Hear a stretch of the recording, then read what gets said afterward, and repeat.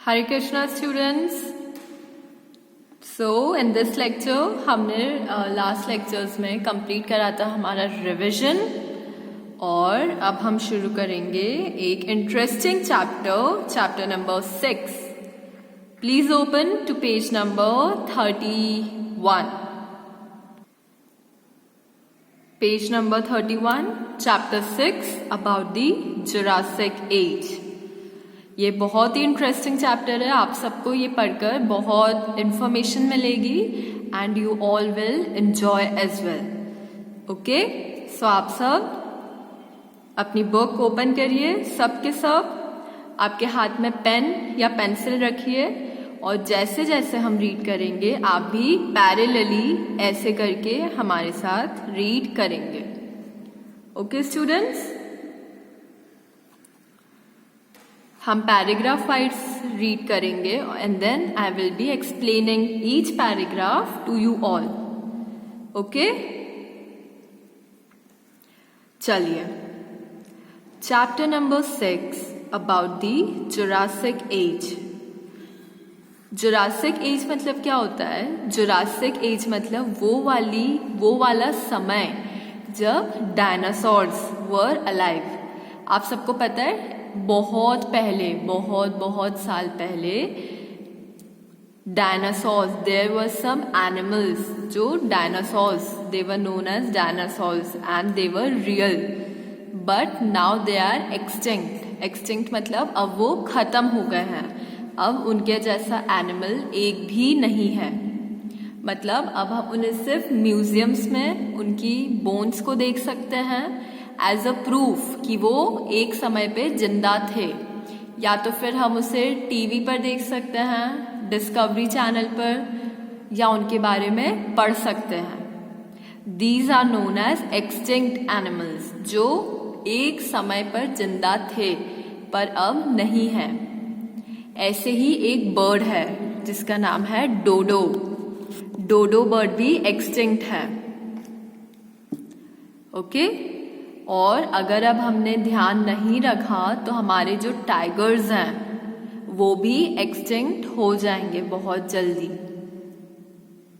Okay, तो Jurassic age मतलब क्या होता है? वो समय जब डायनासोर्स वर अलाइव, वो जिंदा थे।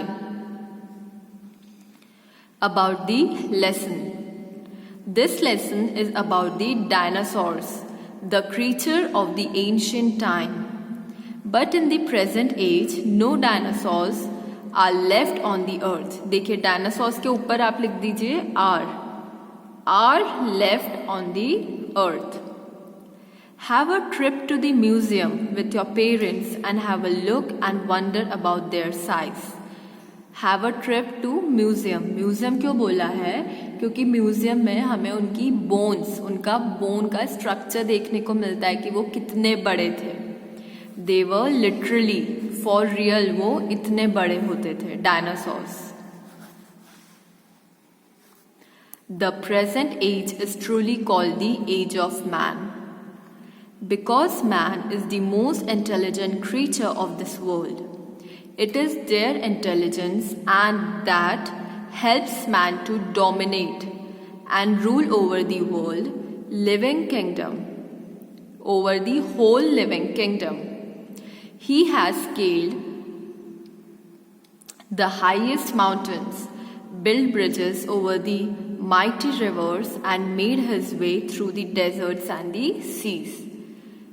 ओके, इसका क्या मतलब है कि जो आज का टाइम है, आज का जो एज मतलब जमाना है, उसे क्या कहते हैं? Age of man. बिकॉज क्योंकि मैन बहुत इंटेलिजेंट क्रीचर है।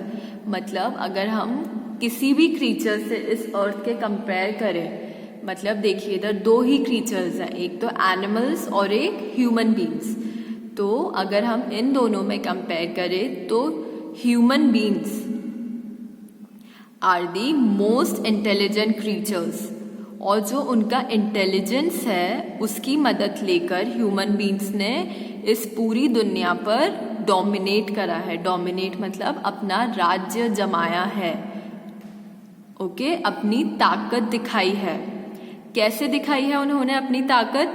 उन्होंने जो सबसे बड़े, सबसे मतलब हाईएस्ट माउंटेन्स हैं उनको उन्होंने मेजर करा है, वो उसके ऊपर तक गए हैं कि वो कितने बड़े हैं। उनने ब्रिजेस बनाए हैं, जो बड़ी बड़े समुद्र होते हैं जैसे कि Indian Ocean, Bay of Bengal, इन सब पर उन्होंने ब्रिजेस, मतलब नेक्स्ट टू इम्पॉसिबल होता है उनके ऊपर ब्रिज बनाना, पर ह्यूमन बींग्स ने उनके ऊपर ब्रिज भी बनाए हैं, अपनी पावर दिखाई है। Made his way through deserts, deserts क्यों, एंड सीज, क्योंकि डेजर्ट में बिकॉज ऑफ दी सैंड, जो रेती रहती है उसके कारण कुछ भी काम करना नामुमकिन होता है। पर ह्यूमन बींग्स ने अपनी पावर उधर दिखाकर डेजर्ट में भी ही मेड हिज वे, मतलब वो उधर तक गए हैं, उन्हें डर नहीं लगा। But things were not the same in the ancient times. Around 230 million years ago, the world was ruled by giant reptiles. It lasted up to 65 million years ago. It was also called the Jurassic Age. Okay, अब ये क्या बता रहे हैं कि ये जो इतना डेवलपमेंट है वो पहले के समय में, एंशिएंट टाइम में नहीं था। Around 230 million years. देखिए, मिलियन ईयर्स का मतलब क्या होता है? 1 मिलियन में कितने साल होते हैं? 10 साल। 1 मिलियन मतलब 1 मिलियन ईयर मतलब 10 साल। 2 मिलियन ईयर मतलब कितने? 20 साल। 3 मिलियन ईयर्स मतलब 30 ईयर्स। 230 मिलियन ईयर्स मतलब कितने?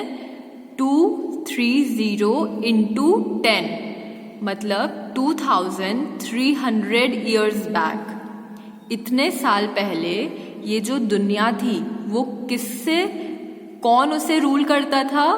जायंट रेप्टाइल्स, मतलब बड़े बड़े रेप्टाइल्स। रेप्टाइल्स मतलब वो एनिमल्स जो क्रॉल करते हैं, जैसे लिजार्ड, जो लिजार्ड होती है, और जो लिजार्ड से जैसे एनिमल्स होते हैं, जो इंसेक्ट्स रहते हैं, जो क्रॉल करते हैं, उन्हें हम बोलते हैं रेप्टाइल्स। डायनासोर्स भी रेप्टाइल्स होते हैं। वो इस दुनिया पर राज करते थे और उन्होंने कब तक उनका रूल करा? 65 मिलियन ईयर्स अगो। 65 मिलियंस मतलब कितने? 65 इंटू 10, 650 साल तक उन्होंने ऐसा अपना राज करा है। It was called the Jurassic age. और ये जो समय था जब उन्होंने अपना राज करा था इस दुनिया पर, उस समय का नाम क्या था? Jurassic age. These giant reptiles are called dinosaurs. The word dinosaur means a very big, fearful lizard.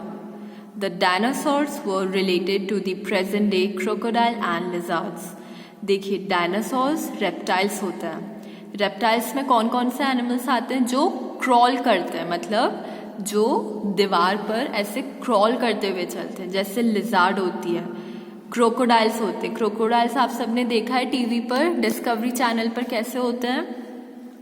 तो आप डायनासोर्स को मानिए कि एक लिजार्ड है, उसे हमने बहुत बड़ा कर दिया।